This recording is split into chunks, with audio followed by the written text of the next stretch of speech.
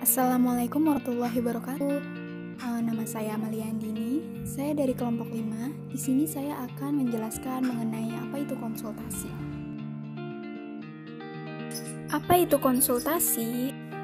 Menurut Marwan dan Jimmy P. menjelaskan arti konsultasi sebagai berikut, yaitu permohonan nasihat atau pendapat untuk menyelesaikan suatu sengketa secara kekeluargaan yang dilakukan oleh para pihak yang bersengketa kepada pihak ketiga.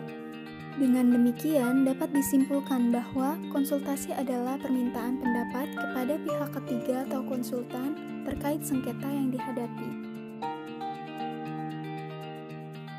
3 aspek dalam konsultasi. Yang pertama, konsultasi adalah sebuah dialog. Di dalamnya, ada aktivitas berbagai dan bertukar informasi dalam rangka untuk memastikan pihak yang berkonsultasi agar mengetahui lebih dalam tentang suatu tema. Oleh karenanya, konsultasi adalah sesuatu yang edukatif dan inklusif.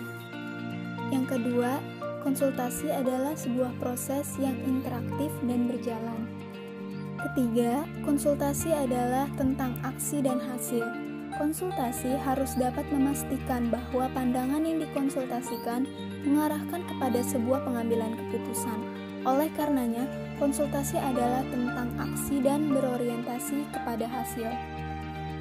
Layanan konsultasi adalah layanan konseling oleh konselor sebagai konsultan kepada konsultasi dengan tujuan memperoleh wawasan, pemahaman, dan cara-cara yang perlu dilaksanakan konsulti dalam rangka membantu terselesaikannya masalah yang dialami pihak ketiga atau konseli yang bermasalah.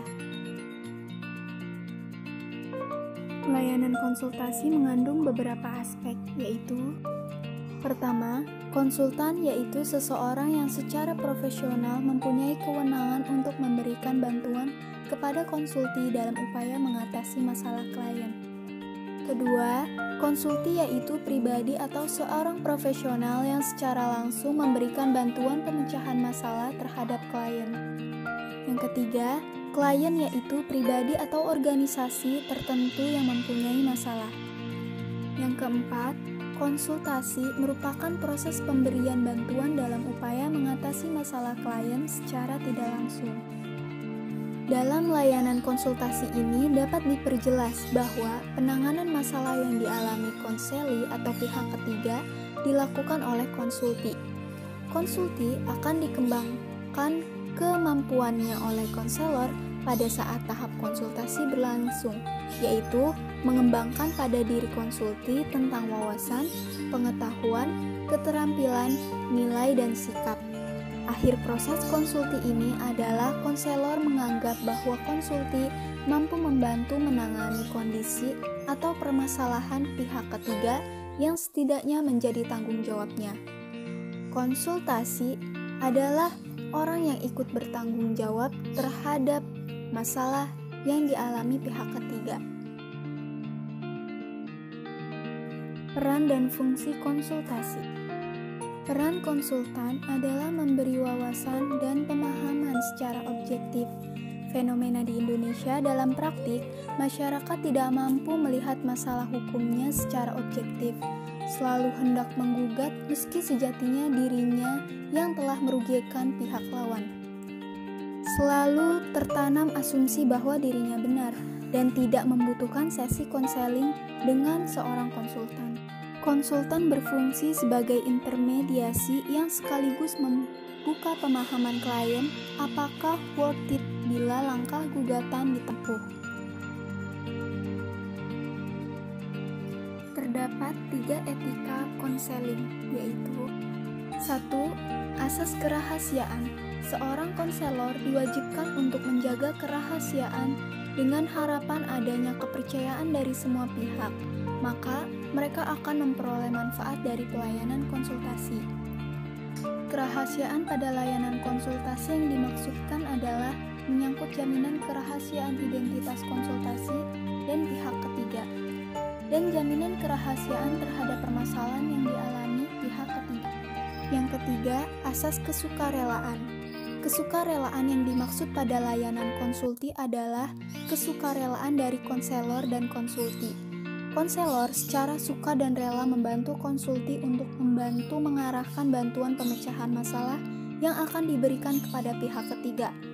Kesukarelaan konsulti yaitu bersikap sukarela datang sendiri kepada konselor dan kemudian terbuka mengemukakan hal-hal yang terkait dengan konsulti sendiri dan pihak ketiga dengan tujuan agar permasalahan yang dialami pihak ketiga segera terselesaikan.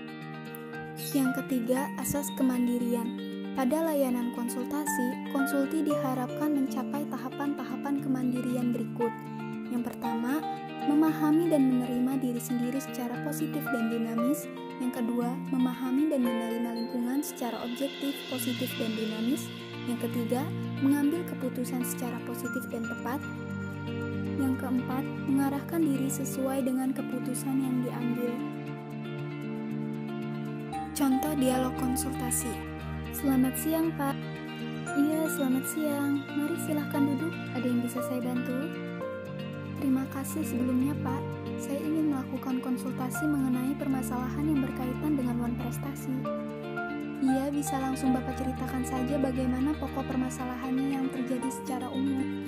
Begini awalnya, seperti yang telah Bapak ketahui pada tanggal 12 Februari 2014, telah terjadi suatu perjanjian penerjemahan buku antara saya, Andritan, sebagai pihak kedua dengan Hamzah sebagai pihak kedua, bahwa saya telah membayarkan uang muka kepada pihak pertama sebesar 10 juta rupiah, yang mana dalam perjanjian disepakati bahwa pihak pertama diberi tenggat waktu 12 April 2014. Namun pada tanggal yang telah ditentukan tersebut, pihak kedua tidak kunjung memenuhi kewajibannya.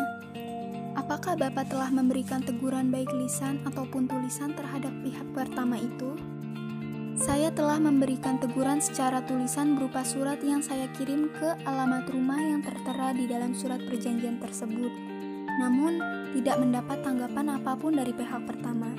Jadi, apakah dari permasalahan yang saya ceritakan tadi dapat dikatakan wan prestasi, Pak? Sebagaimana yang saya dengar dari cerita yang Bapak sampaikan barusan, dapatlah saya simpulkan bahwa itu dapat dikatakan wan prestasi, karena pihak pertama tidak memenuhi kewajibannya sebagaimana yang dijanjikan dalam perjanjian tersebut. Lalu, langkah apa yang seharusnya dapat saya ambil jika masalah ini berkaitan dengan wan prestasi? Dan sebaiknya saya mengajukan gugatan ke pengadilan atau dapat diselesaikan di luar pengadilan?